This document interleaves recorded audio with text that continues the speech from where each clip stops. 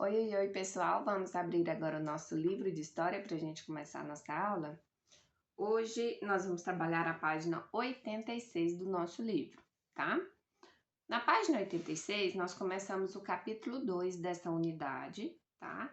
Vocês vão ver que a gente vai e volta no nosso livro de história, né? Porque a gente está trabalhando nele também na matéria de ensino religioso, lembra? Então a gente vai trabalhar hoje a página 86, que fala sobre o patrimônio cultural dos povos antigos, tá? Lembra que nós estamos trabalhando os povos antigos há um tempo, né? Começamos lá na pré-história, né? Depois a gente começa a trabalhar a escrita e a partir da escrita a gente já começa a ver como é que os povos antigos eles se comportam, né? E agora nós vamos trabalhar um pouquinho sobre esse patrimônio cultural dos nossos povos antigos. Como que era a cultura dos povos antigos, tá bom? Vamos lá? Abra o livro na página 86. Já a tia tá meio ofegante, né? Tô um pouquinho cansada, mas a gente vai conseguir, tá bom? Vamos lá? Página 86. Se a tia faltar o fôlego aqui um tiquinho, nós damos uma paradinha, respira e volta, tá? Vamos lá? Deixa eu contar uma novidade para vocês. Ontem a tia Vanessa tomou a segunda dose da vacina do coronavírus, né? Então já a gente já pode voltar para nossa escola, né?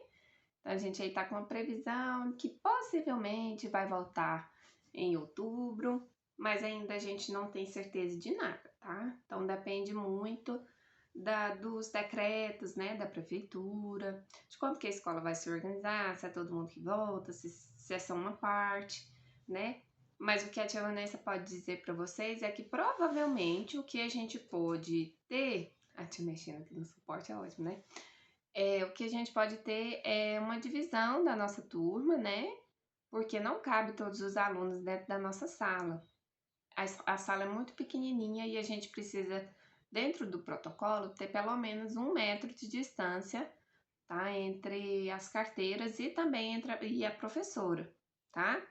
A gente vai voltar, mas vai voltar nesse novo normal, né? A tia não vai poder ficar tão perto de vocês quanto eu gostaria.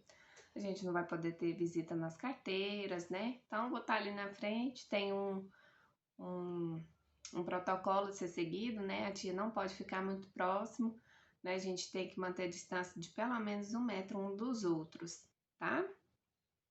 Não pode ter atendimento, né? Assim, igual a gente gosta, né? Cara a cara, infelizmente. E aí a nossa sala, como ela é muito pequenininha, provavelmente eu imagino que vai caber ali na sala apenas 9 alunos, tá? Por essa metragem, 8 ou 9 alunos. Aí o que que acontece? Aí a gente tem um problema, porque a nossa sala tem 24 alunos, né? Mas a professora vai continuar aqui com as aulas no Meet e também com as nossas aulas que são aqui por vídeos, né? E aí já facilita pra gente, porque aí a parte da turma que estiver em casa vai continuar normal por aqui, tá? E a tia Vanessa continua atendendo vocês normalmente, tá? Por aqui, esse nosso normal, né? Interativo. Mas os alunos do presencial, a gente vai ter que fazer uma seleção para ver quem volta, tá bom? Então, vai ter uma conversa com os pais de vocês, né?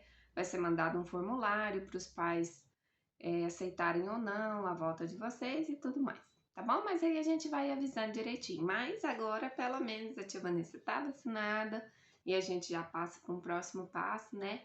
Que é a volta, né? Mesmo que seja assim aos pouquinhos, né?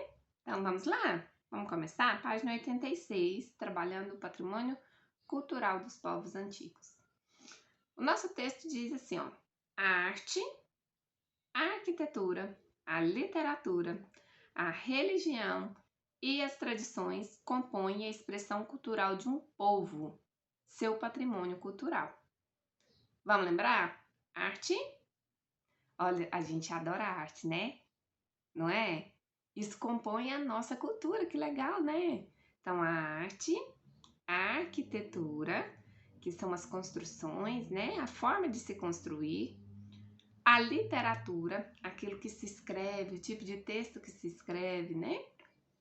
religião, então as expressões de religiosidade, e as tradições compõem a expressão cultural de um povo. Você quer anotar? Então você vai lá, pega o seu lápis e marca todos esses, tá bom? Que isso é muito importante. As tradições orais, que são aquelas faladas, as danças e a forma de se alimentar fazem parte desse patrimônio como cultura imaterial de uma sociedade. Então, a forma como as pessoas se alimentam, por exemplo, aqui em Goiás, a gente se alimenta de uma forma diferente das pessoas que vivem lá no sul. Vocês sabiam que a gente tem aqui alguns tipos de comida que não tem lá no sul? Ou que não tem lá no norte, né? E acaba representando nós goianos, né? Por exemplo, aqui a gente tem um fruto muito importante dentro no nosso cerrado, que é o piqui. E tudo que a gente faz, a gente põe piqui, não é? E isso faz parte da nossa cultura. A gente pega muito do fruto do cerrado e coloca na nossa alimentação. Frutas do cerrado, né? A gente se alimenta, nós temos uma alimentação variada em peixe, porque a gente tem bastante rio, né? A nossa alimentação, ela gira em torno da pecuária, né? Porque se tem muito gado de corte, a gente come bastante carne, né? Comia, né? A gente se alimenta com a carne que é consumida, com os produtos agrícolas, né? Que a gente tem aqui, com frutas da época, típicas da nossa região. Então, isso compõe a nossa cultura, né? Que é muito rica. É diferente da cultura rica que tem lá no sul? Por exemplo, lá tem uma bebida típica que nós geralmente não tomamos aqui, né? Lá, como é muito frio, eles tomam bastante chimarrão, né? E aqui a gente quase não vê. Quem toma chimarrão aqui é porque pegou essa tradição dos gaúchos que vieram lá do sul para cá, né? Agora, lá no Mato Grosso, eles têm uma bebida parecida com o chimarrão, que se faz do mesmo jeito, mas se faz com a água gelada, que é o tereré, né? E aí eles tomam essa bebida, que é parecida com o chimarrão, que lá no sul eles tomam quente, com a água bem quente, né? Então, a gente tem aí essa cultura diferente, né? Então, lá no sul quase não se toma café como a gente toma aqui, que até criança toma café, né? Então, como a gente tinha muita produção de café na nossa região, é algo bem típico. E lá no momento do café da manhã, eles tomam café também, mas eles preferem o chimarrão, né? Então, faz parte das nossas tradições. Imagina isso na antiguidade, né? Então, tudo isso faz parte, as tradições orais são aquelas histórias que eram contadas oralmente de pai para filho, né? As cantigas, né? A gente tem isso bem marcado. As danças típicas.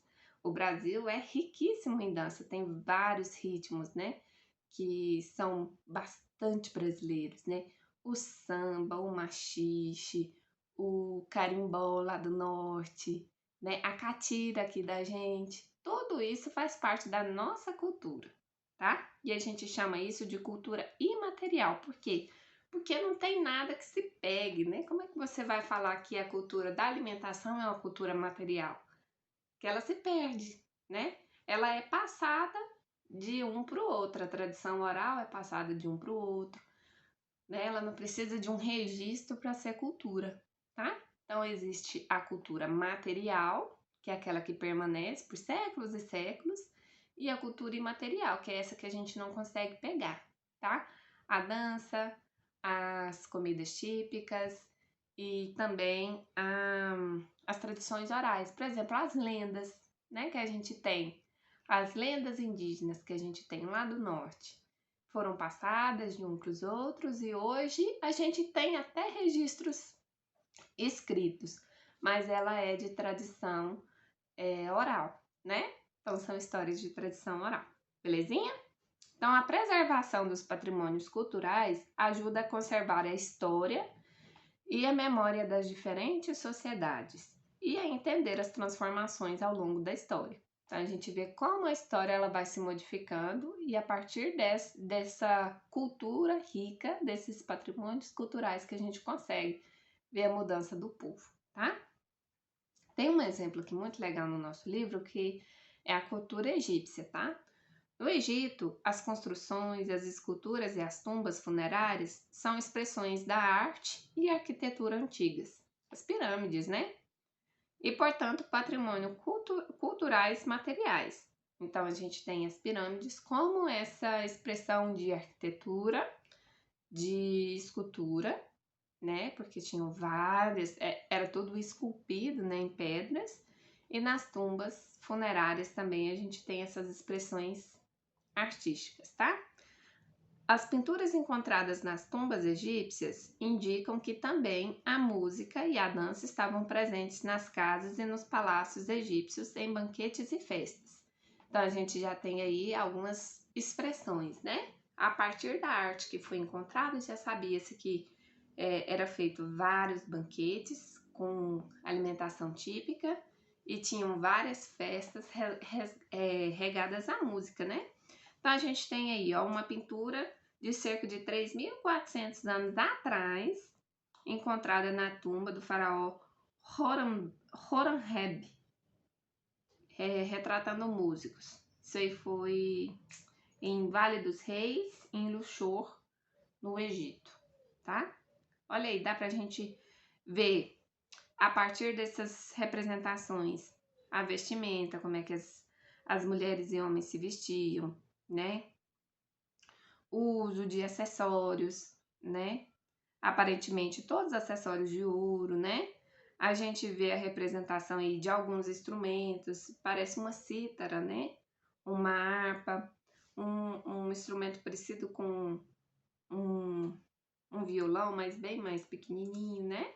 Então a gente tem aí algumas representações de que a música fazia parte daquela cultura, né? E agora na página 86 ainda a gente fala sobre a cultura e a alimentação. A alimentação é uma parte importante da cultura de um povo. No Egito, a base alimentar era composta de produtos derivados do trigo, como o pão e cerveja. Era cultural, né? Havia também ervilha, que é um tipo de grão, lentilha, que também é um tipo de grão, verduras e frutas, como as tâmaras e o melão. A tâmara é um tipo de frutinha, ela é bem docinha, ela é bem gostosa, que quando se a gente tem a oportunidade de comprar, ela é cara pra caramba, mas lá na região ela dá muito, né? Só que para que um pé de tâmara ele possa produzir, ele demora mais de 100 anos, né? Então tem até um ditado que fala que quem planta tâmara não colhe tâmara, né? Porque provavelmente as outras gerações aqui vão colher, né? Então é uma frutinha bem típica lá da região também. Entre as populações antigas da Índia, ó, lá mais próxima à Ásia, né? Entre as populações antigas da Índia, o arroz, a cevada e a lentilha compunham a base da cultura alimentar. Então, arroz, cevada e a lentilha. A cevada também é um grão que a partir dele também se produz a cerveja, tá? O uso de especiarias como cravo, canela, cominho e gengibre era comum e continua presente na cultura indiana. Lembra que eram essas especiarias que os portugueses foram buscar, né, quando eles acabaram descobrindo o Brasil, né, conquistando o nosso país?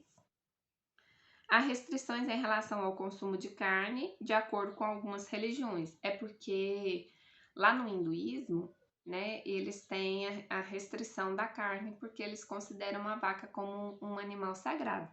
O nosso texto até fala sobre isso, ó. No hinduísmo, a vaca é considerada um animal sagrado e, por isso, os seus seguidores não consomem sua carne. Além disso, grande parte da população praticava e pratica a atividade milenar da yoga. Né? Vocês já ouviram falar de yoga? Faz movimentos, né, de meditação, e as pessoas usam muito a força do corpo, né, e também a mentalização nessa prática, tá? Então, há várias representações disso, né?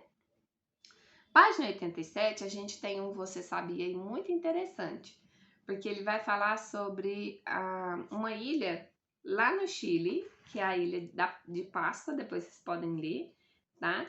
Que tem um tipo de cultura material muito legal que foi encontrado no Parque Nacional de Rapa Nui, na Ilha de Páscoa, que abriga vestígios da cultura material desse povo, né? Do povo Rapa Nui. Há um intenso debate sobre como o Rapa Nui deslocava os moais. Os moais eram grandes esculturas de pedra que algumas, assim, têm toneladas de peso, né? E podem ter mais de 10 metros de altura, né? Eles são grandes e muito pesados, tá bom? Então, o nosso textinho fala sobre isso, depois você vai ler aí o Você Sabia para ficar bem informado, tá? Página 87, número 1 que vocês vão fazer.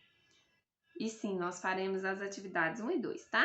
Observe a imagem e responda as questões. Na sua opinião, a pintura egípcia pode ser considerada patrimônio cultural? De acordo com o texto que você leu e também na sua opinião, tá? Justifique a sua resposta, tá? Então, a pintura egípcia, ela é considerada um patrimônio cultural? Tá bom? Pensa primeiro, não é só escrever não, pensa primeiro, tá?